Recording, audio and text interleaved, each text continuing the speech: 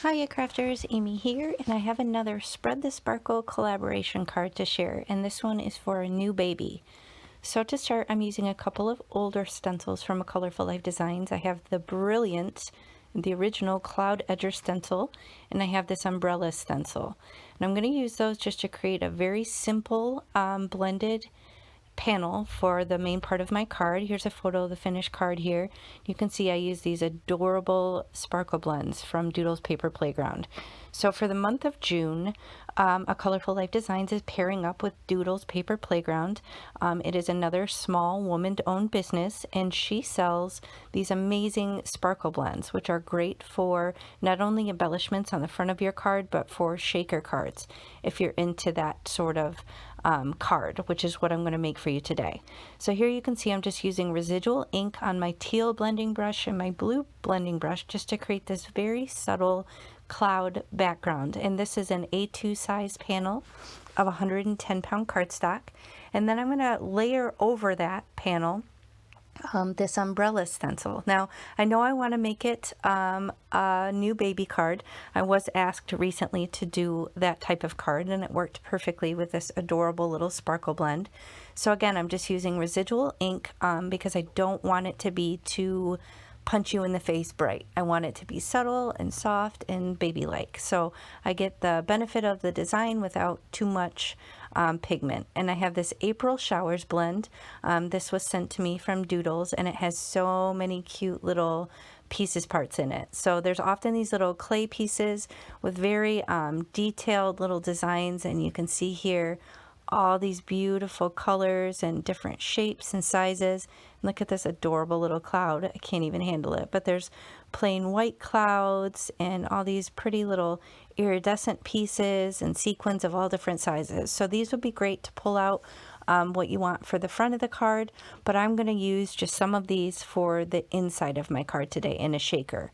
So I'm using my beloved stitched edge rectangle dies from Paper Rose, and I'm going to use some low tack tape here just to kind of cut down the panel a little bit smaller than A2 size. Now this is plain white foam sheets. You can use adhesive back foam, but I wanted to use just plain white in this case because that's what I had on hand.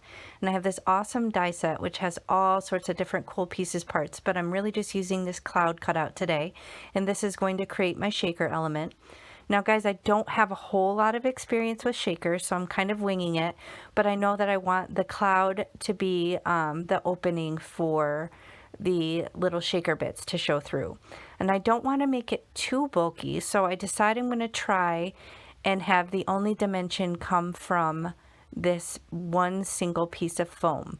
Now I did use the same stitched edge die cut of the foam, and I ran it through so it's the same size as the front panel.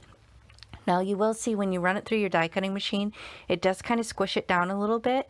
So the option there would be to go maybe the next size smaller with the rectangle so that it doesn't come over the edges at all when it kind of smushes it down. But I didn't really mind it.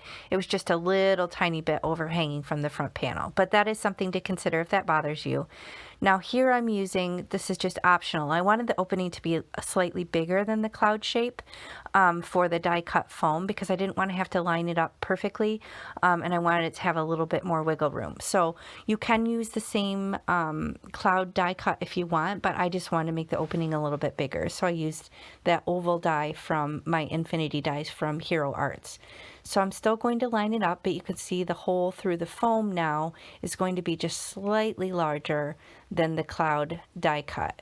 So this foam piece is going to be the only dimension. And like I said, I was a little bit nervous because I wasn't sure it was going to stand up enough to give those little embellishments room to move around in there, but it ended up actually working great. So this is definitely something I'm going to do again in the future, just so I can make a shaker card but not have a ton of bulk.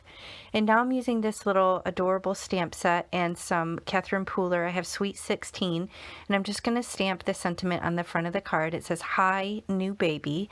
And I don't know if this stamp set is still available, but if it is, I will link it in the video description box below. So just expand that description area and scroll down, and then you'll find all the products that I used.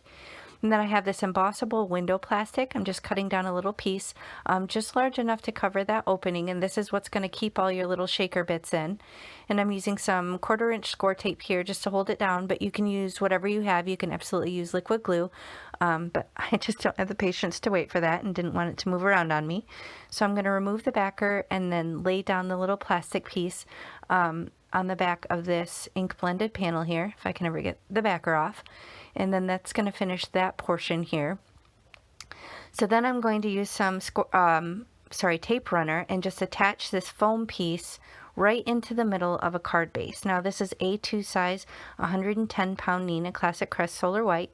And again, it does have that little border, so just be sure to line it up nice and straight because you're going to line up your ink blended panel right on top of it once you put your little shaker bits in. So here I'm just making sure everything lines up, and you can see that little bit of foam kind of kicks off the edge. So like I said, if that bothers you, then maybe cut the foam one size smaller, a little bit smaller than your panel. But I just wanted it to have nice even coverage. Here I'm using my embossing tool from the Rabbit Hole Designs because I don't want any residual stick to kind of hang on to my little shaker bits in there. Now here I'm trying to figure out the best way to do it because you want to keep the piece that you cut out from your panel because you want it to go in the opening in the back. I guess it's optional, you don't have to, but I like the continuation of the design. But here getting it to line up perfectly was a little bit fussy. So I guess this would be one benefit of doing the same die cut with the same cloud shape, then you wouldn't have this fussy part. So bear that in mind. If you want the little same die cut, then you know that piece will fit right in and you won't have to fuss with it. But I was able to figure it out. It's just a little bit fiddly, so just bear that in mind. Now here I'm just picking the pieces that I want to use. I did kind of pull out the bigger sequins just because it isn't a huge opening, and I wanted to make sure I showcase a decent amount of this awesome product. And I did supplement it a little bit with I have a ton of these iridescent sequins, so to stretch my supply of these adorable shaker bits even further, you can supplement it with some, you know, more plain sequins that you have in your stash. So there's quite a bit in here. Just kind of play around and make sure you don't pack it too full, but like I said, it was surprisingly easy for this stuff to move around in that opening. I was really nervous that it was going to be too shallow, but it ended up working great. So then all I needed to do was basically just attach this front panel to the foam, and I did end up using liquid glue. I don't often do this just because I don't like any line marks on the paper, so I did kind of smooth it down with my finger because I didn't want any little glue lines to show through on the front of the card or anything like that. So I don't know if that happens to you, but I get paranoid every once in a while. If I can see those glue lines, it'll drive me nuts. So that's why a lot of times I won't use liquid glue for that purpose. But here I also have some more products from Doodles Paper Playground. This is the clear clear bubbles, I think I said, but it looks like water droplets and they are fabulous. So obviously it goes with the whole shower theme, and that's kind of what I was thinking with the umbrellas and the clouds was for a baby shower. So it doesn't directly say, you know, happy baby shower, but it kind of implies that, I think, with the whole cloud and the umbrellas and the soft baby colors and whatnot. So I'm assuming one could figure that out. But I did end up using this other stamp set that I have from my stash just to add a couple other little baby related whatnots on the inside of the card.